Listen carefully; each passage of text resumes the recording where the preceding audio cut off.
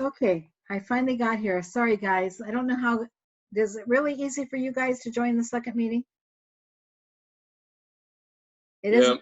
It isn't real easy for me, so I always have to struggle a little bit. And, it always wants to start recording right away, and I don't want him. I don't want him to record, so I've always got to work against that. So let me start the share here, and we'll get right back into the PowerPoint. There we go. I believe. Okay, so we've got it on screen, correct? Let me get you guys enlarged a little bit so I can see that everybody got back here. Hopefully we didn't lose too many people. Okay. Okay, so again, the whole thing, going on to the next here, it's you don't want to put people under pressure or feel like they're being used, or you're kind of grilling them. You're kind of grilling them or pumping them for information. That'd be the last thing you want to happen here. So again, it's important that you realize that you're giving as much as you're getting information. Get over here. So again, the key word to networking is exchanging. You're exchanging information, services, resources with individuals, groups, or associations. So again, I can give you an example. In my mentorship, we've talked a little bit about mentorship in this class, not a whole lot, but in mentorship, it's important that both are learning from each other. The mentor usually is somebody that's more experienced, but also they may be learning what the mentee's life is like, you know, trying to find their way and trying to understand their perspective. My mentor was a woman at Rockwell Collins, and she's probably 10 years older than I was, and she introduced me to some people. That was a big plus working with her. And but I also helped her figure out what she could do, and it ended up that she wanted to start some kind of tea business, to be a resource for tea, sales for tea, different kinds of tea. And she's retired now, but that is one of the things she's working on. So she said that she learned just as much from me as I learned from her. So that's the way it should be. And it definitely, in networking, it's not like people that you network are always going to be above you. You're going to have people that are under you, under you in the level. They may just be beginning their business career. There may be people that are CFOs and CEOs that you interact with. So it could be any age. So just to remember that exchange of information. And one of the ways, when I was at Rockwell, I worked with a whole bunch of different groups in my different roles there.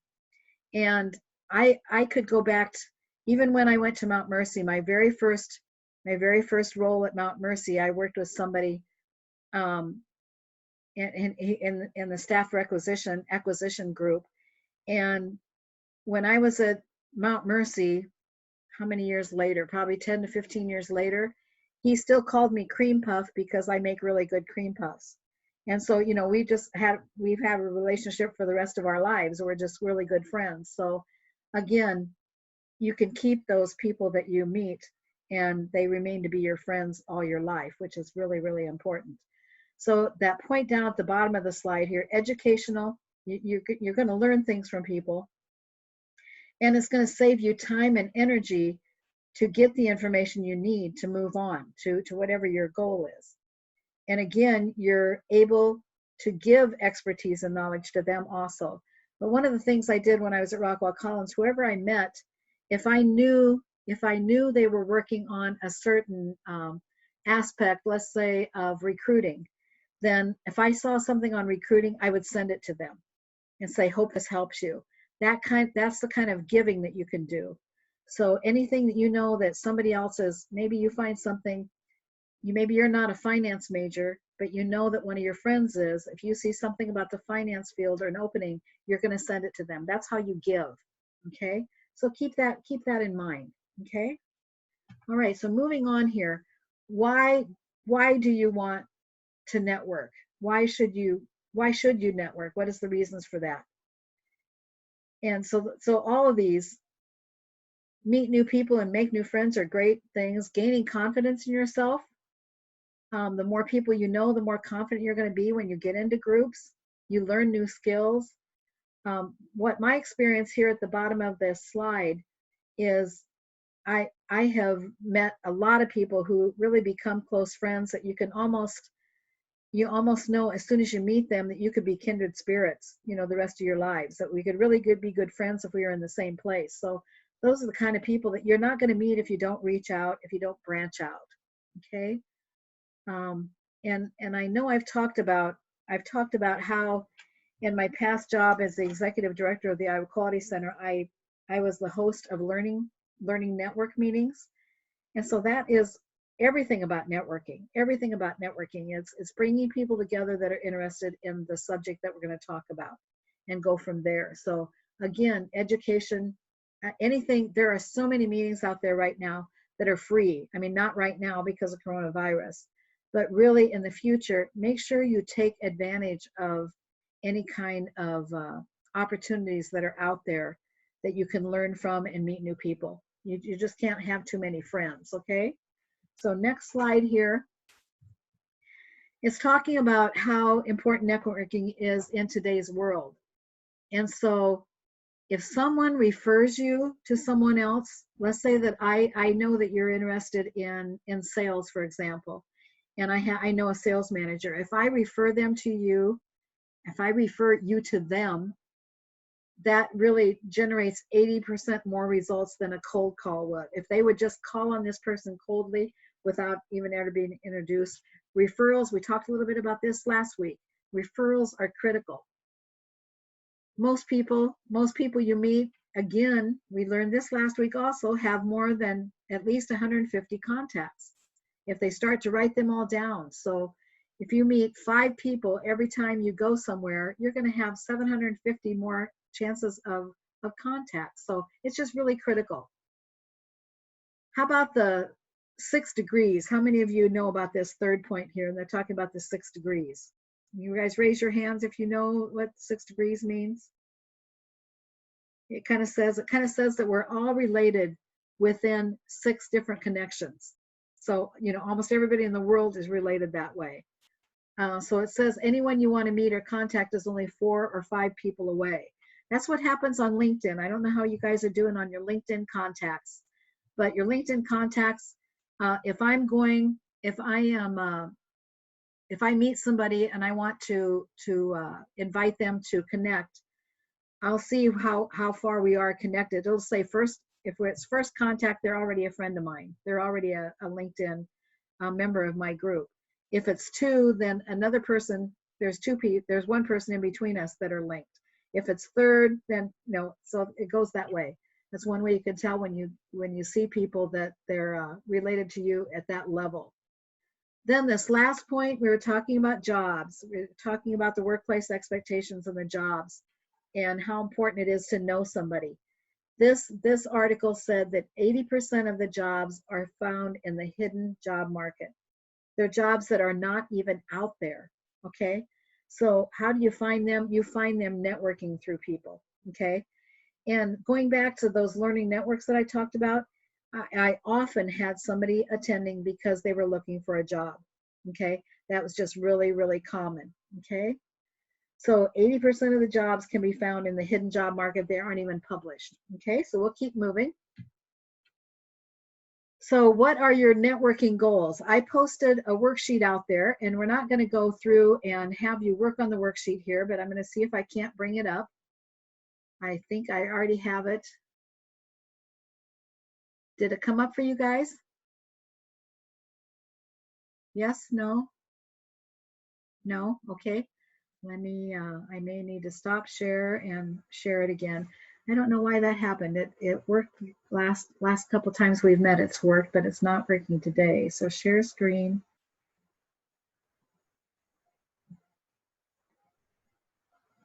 Are you seeing it now? Yes? Okay, Danny said yes. Okay, so again, we're not going to go through this, but I wanted to just highlight it a little bit. Establishing your network goals worksheet, that's the first part of it. says place a check next to the statements to describe your goals. And some of these are not going to be your goals, but again, what are you interested in? I would think that you'd be interested in this third one, to increase my knowledge and expertise in my field of work. Okay, to make my skills and expertise more visible to others, generate new business professional contacts. Yes. Make new friends. Yes. You know, all those things are important, I think, for you as students, but you have to decide what it's going to be. Then my specific networking goal is, and this could be to add 5 new contacts to LinkedIn every month. That's not a very big goal, but it would be a goal that you could work on. Okay. And then the date by which I will accomplish my goal. All right. So let's go on to the next one, because I know I didn't even get to bring it up last time. So we're talking about networking skills. And we're going to talk about this in the next slide here. But let's just go through it here while we're here. So rating yourself on a scale of 1 to 5. How high are your skills? Again, 5 is high, 1 is low. So I assert myself positively. I ask good open-ended questions. Open-ended questions means there's something besides a yes or no answer. So could you tell me what a day in your job is like? That would be an open-ended question. I understand what is being spoken and what is not being spoken. That's kind of reading between the lines. I present myself attractively. We're going to talk about that. I'm viewed as knowledgeable or skillful in a particular area. I show interest in empowering others. Okay, so just some different things. Then it talks about what did you get an excellent score in, what do you need to work on, and who could help me and where can I go for help. So this is kind of a worksheet that you can employ. Okay, we're going to go back to the PowerPoint, and I'm hoping you guys can see it. Yes or no? Yes, great, thank you. Okay, so let's go on to, these are the vital skills, talking about networking. So again, what do these things need? What do these things mean? Presently, presenting yourself attractively, what does that mean?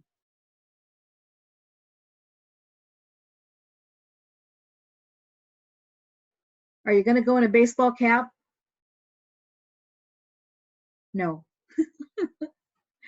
One of my students in the other section, you baseball players would know him, Skylar. He went in his elevator speech. At the end, he said, and if Deb is listening, he put his hair back in a man bun, and he had his baseball cap off. And he said, and if Deb is listening, I did my hair just for her. So anyway, it just means you're clean and neat. We're going to talk about that here in just a minute. It just means you're clean and neat at the same time. Okay. So anyway, asserting yourself positively, going in with some confidence, stand up straight, smile. A big thing is smiling. Okay. Asking good questions. Kind of think about what the questions are before you go in. And again, knowledgeable or skillful in a particular area. Right now, you as students are working on a paper that is going to be an expert area that you're an expert in. Okay, 8 to 10 page paper research, you're going to be an expert in that. And again, if you ask for a recommendation, I talked about this last week, you ask for a recommendation, I'm going to look up to see what your paper focus was, and I'm going to encourage them to ask that person about that subject. Okay, so anyway, what is your niche? Where do you think, why do you want to work in sales? Why do you want to work in marketing? Why do you want to work in the field you're in? You've got to be excited about it. Got to be excited about it. Okay. Okay. So moving on to the next. This is something that we're going to build on things that you guys have already done. You've got to think about identifying your skills. So what are your strengths? You guys already came up with what your strengths were, right? You came up with what you thought your values were. And these are just examples: patience, understanding, creativity. Okay. See what time it was. And then the qualities are your personality traits. So these are important, that you can identify these skills and talk about them. But just know what you need to work on also. But again, you've already got these. You've worked on them already. We got the groundwork done. So again, your contact network. Let's talk about those. I can see in the last class I missed a couple slides, so this is good that I'm probably going to use your recording of the slides today for those who missed the class. So informal contacts. You guys talked a lot about your families, friends, and teammates, but then how about educational contacts? Contacts from, who was your favorite teacher? Who were people that, maybe it's your guidance counselor, maybe it was a coach. Those are all people that you can connect with, and they can vouch for you. You've got to keep those relationships. Parents of your friends. I know my oldest son, he had a friend that he always called me Mrs. Oliver. And when they come, I mean, that impressed me from the very beginning. I mean, I got him to call me Deb, but right from the beginning when I met him, he called me Mrs. Oliver. That impresses me. And he's working with a great company in Des Moines now. He's a manager for a great company in Des Moines. So professional association. So this could be, you see in the next one, formal contacts are coworkers, former employees, former coworkers, doctors, dentists, business owners. You know, who did you work for when you were in high school? All these kind of contacts, they're critical. Other contacts, community members, that could be friends of your family, family, friends, community members could be community leaders, church members. There's just a lot of people out there. You know, you can kind of forget about how many contacts you have. And this is where we come up with at least 150, at least, that everybody has that many, okay?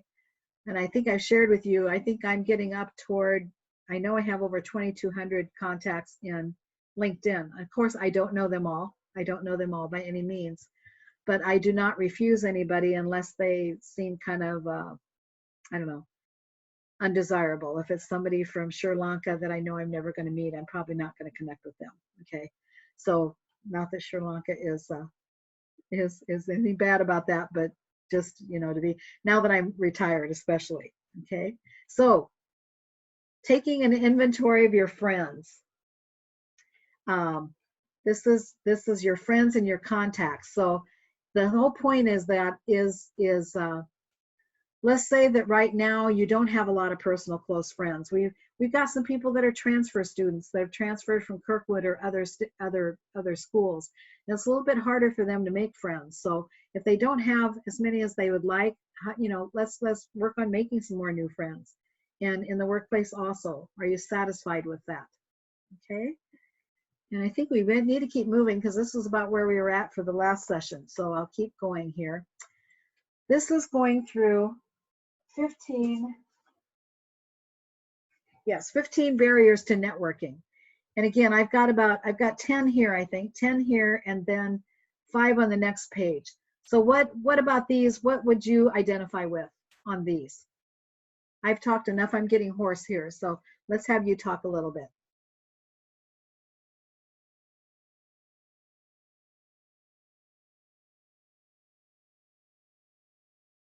And again, these are barriers in your mind, not real barriers. They're barriers in your mind. Do we need to go around the room and say which one you identify with again? I can do that.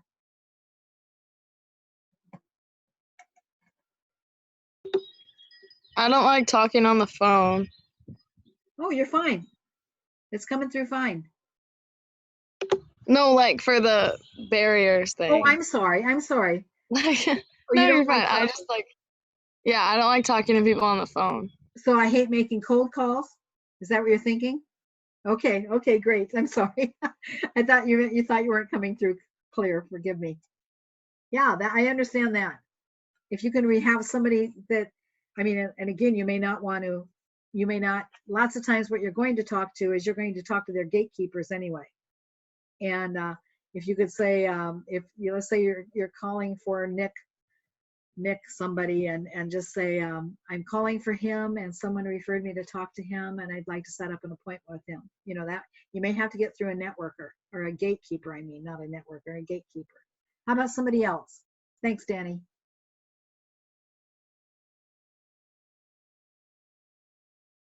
Maybe not knowing what to say. Okay, absolutely.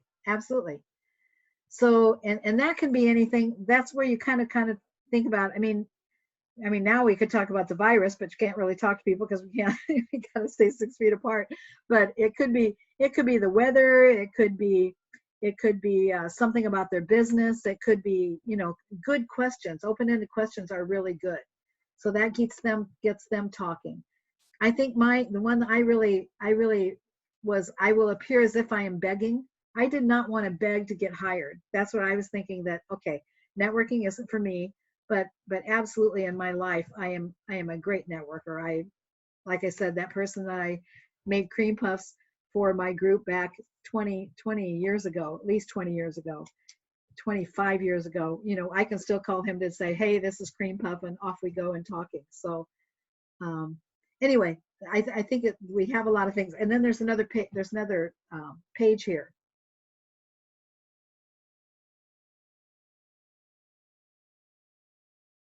Okay. And I've got some more information on each one of these that we could go into deeper if we had the time. So afraid of rejection. Hey, somebody rejects you, that's their problem. On to the next person. You can't let that stop you. Okay. And no one understands my real needs. Oh, that just means you're so complex. Nobody understands you. So anyway, there's different things here. So let's keep going here. Okay, so netiquette. We learned etiquette in international relations. Now this is networking. So which ones do you think are most important here? And why?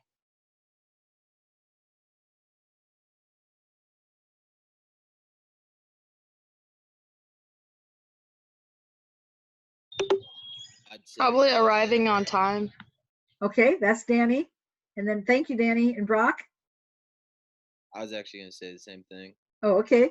Arriving on time and even early. Be the early bird and really get the scope of everybody that's coming in. That's really important.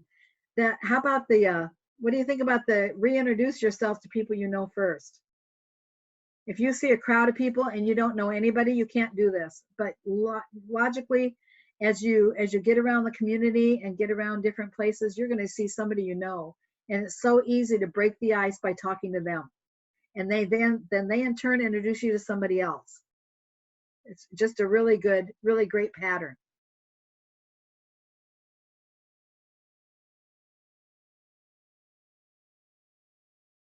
Meet as many honestly, people. Honestly, I think if you just have the confidence in yourself, then you can just go and talk to any person and just not feel uncomfortable. Because a person is feeling the exact same way as you are. So just exactly. break the ice. Exactly. Go ahead. Go ahead, Mark. Another thing I would say when it comes to don't smoke, it's important because you never know who you're going to talk to. Maybe there's an ex-smoker and it could react very sensitive to that. Absolutely. Have a whole different perception of you, or maybe somebody who just hates smoking, the smell of smoke. Yeah, and it stays on clothes, doesn't it? Mm-hmm. I had a student. Go ahead. Nasty? No, go ahead. I had a student in one of my classes, a non-traditional student, older student, and she had one of those polar kind of polyester with the fur on it. And man, when she walked in, it just was like a smokestack, so that just draws people away from people right away. Meet as many people as possible. Limit the conversations to 10 minutes. That's really important. At a lot of conferences, you will get 30-minute networking times in between sessions. And it's just really important. If you get somebody that's really talkative and they talk your ear off, then you're going to only meet one person. But then if you say, oh, I see Jerry over there, I need to go talk to him, make it polite that I need to move on. You know what I mean? You don't want to be rude. But the drink in the left hand, shake with the right hand, just a simple, interesting tip. Okay? Doing what you say you'll do and follow up is really critical. If you say we need to get together for coffee sometime, or they say that, then make sure you use the card and get a hold of them and make that happen. Okay? Okay, we'll keep moving on here. This is some more things.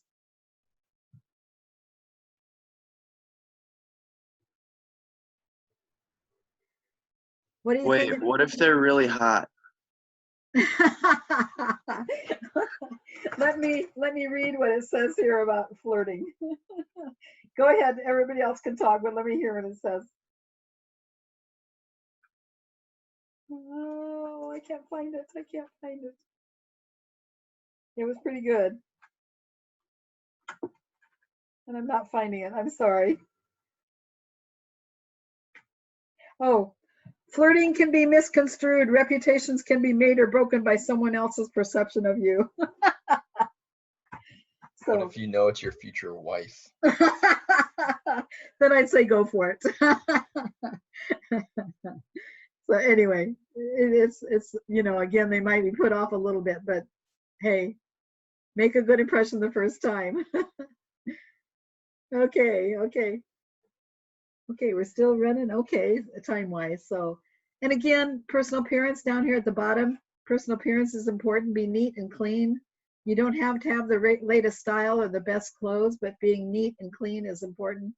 You know, shoes that are shined and a big smile. That moderate perfume cologne, that when you run into somebody that uses too much, it's very, very obvious.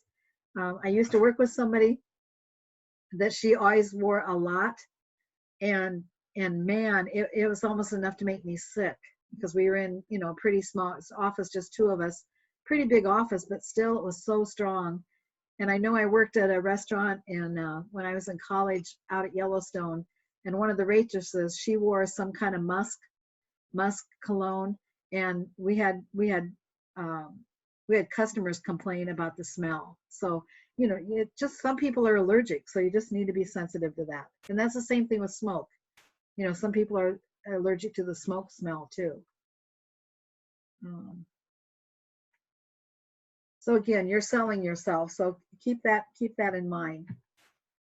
Okay, so I wanted to point out for building relationships, I think this is an important point, and don't think I'm bashing the men by any means when we're talking about this, but lots of times when you're networking and building relationships, we have different perspectives, and the men's perspective can be too strong that way, and the women's perspective can be too strong the other way. So just know that it's good to have a balance, to know how will the relationship advance me, but that isn't my main concern of what I want to make sure that I spend my time wisely here. Okay, so, and again, you may have so much concern on the other side, in the women's view, for the other person, that you forget about yourself. So again, there needs to be a medium between this.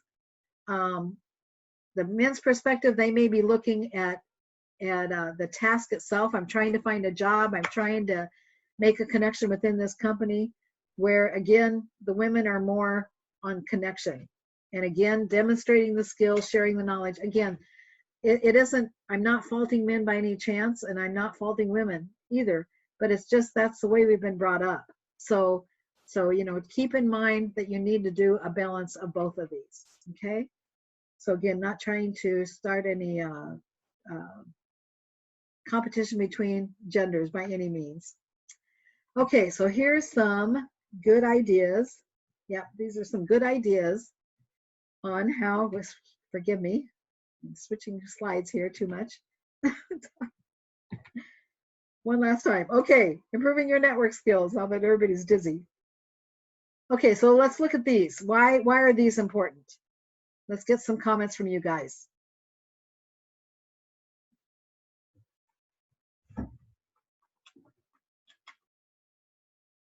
And I can read into what the reasons are behind these. If you have any questions about, you don't know what something means.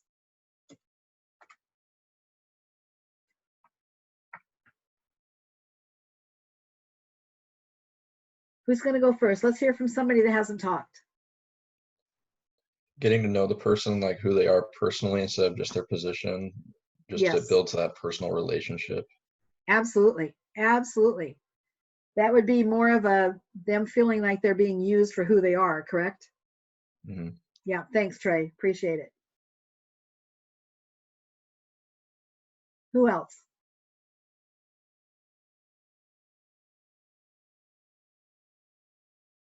I think it's important to make people feel valued and get to know them and make them feel like they're the most important thing. Okay, okay.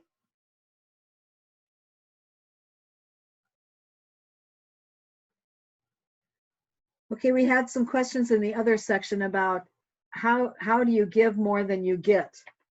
And one of the points here, they talked about that you can give by sending thank yous, you can give by passing information along, articles on topics, that's the one thing I talked about that I used to do, or by referring business to your contact.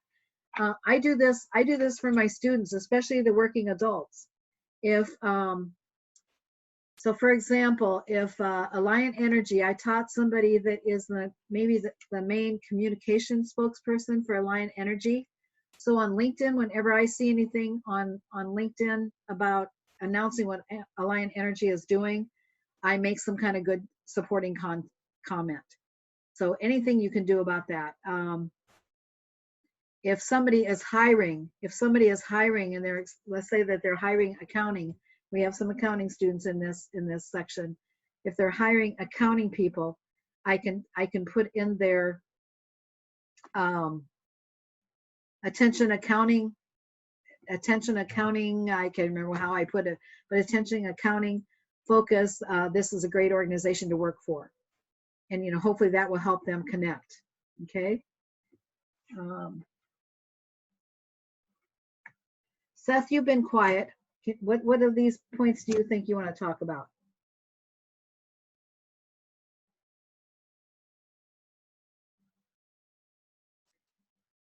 Seth?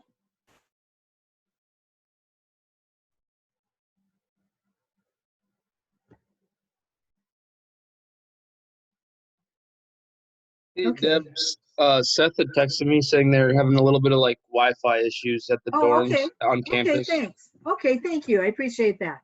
Thanks, Yep. Evan. Do you have anything that you'd want to talk about? No, not for this part. Okay, okay. So follow up on all the leads they give you. That's good. And report back to those who give you a lead. Just tell them what you found out. Don't immediately reject advice. Now that, the last section, they took that to mean that I'm going to say, well, I don't think that's right, right to their face. That I don't think that's what they mean. What they mean is somebody may give you some advice and you'll think about it later and you think, that's not true. Well, don't dismiss it until you really, again, excuse me. Again, if you're asking for feedback or for information or advice, take it with a grain of salt, okay? If there are things that they maybe misinterpreted, that'd be a different story. But again, be ready to ask for what you need. That the one point above that, again, ask for what you need, focused and succinctly. That just means, I know when I used to needed to talk to somebody when I worked at Rockwell Collins, leaders, in respect for their time, I would ask them for 10 minutes. Do you have 10 minutes on Tuesday that we can talk? And that means you respect their time and that you need to be concise and succinct in what you're talking to them about, okay? So I think going on to this, to kind of wrap things up here, we've got about 4 minutes, right at 4 minutes left. So asking yourself, how can you improve your methods of communicating? How can you improve your outlook to networking? And I'm hoping overall that you feel better about networking than you did when we first started this conversation. And again, if you don't have opportunities, how can you look for opportunities? Again, I would in the summer, if there's some kind of business meetings, if there's a Rotary meeting, if there's a whatever kind of community club meeting that is open, they're having a topic, make yourself known if that's where you think you want to work in the future. It's just, you've got to work at this. It doesn't just fall into your lap. So, and going back to the last slide here, make networking a habit. That means don't just do it once in a while. A habit is practicing it 21 times before it becomes a habit. So keep that in mind, that you need to do this religiously and regularly. Okay, so for Thursday is about emails, thank you notes, those kind of things. Be thinking about who you would like to write a thank you note to and a sympathy note to, okay? So keep that in mind. That's going to be part of the assignment. We've got some people that don't have their workplace expectation papers done yet. I sent an email out to them, and I also sent out to people that don't have their references done yet. So got quite a few in each of those in each of the classes. So you know, be working on those. You don't want to get behind. I've been real pleased with the workplace expectation papers. And, you know, I could tell that you learned a lot from them, and you're going to take some nuggets of wisdom along with you. So wait, can I ask you a question, Deb? Yes, please. For the workplace expectations paper, where is that at? Because I was looking and I didn't see it. Okay, it should be in, I think it was due March 31st. When was March? Well, I think it's week, That was week last 9 or month. 10. Week Last 9 or week, 10. buddy. If you put in their expectations, it should come to the Dropbox. Or you look Okay. for Dropboxes in the table of contents, it should come up. Okay. Sweet. And references too. Yep, I absolutely. got my reference. Okay, we got about a minute and a half. Anything else? Anybody have any dogs or cats they want to show? I have a question too. Yes. For that cover letter thing, it doesn't have a due date. When is that due? I think it is out there, but I'll look it up for you. If you look up cover letter, I think it's on the assignment, and then I think it's out there for a Dropbox too. But look for it. I'll make sure it's out there, Danny. Okay. Okay, maybe I just didn't see it. That's all right. That's all right. That's a new assignment for people that didn't know about that. So just know that that's a new assignment I added along with the resume. Okay, guys? Okay. We'll see you. Sounds We'll good. see you. Bye, Deb. Bye-bye. We'll Bye, see you on Deb. Thursday. Bye-bye. Yeah.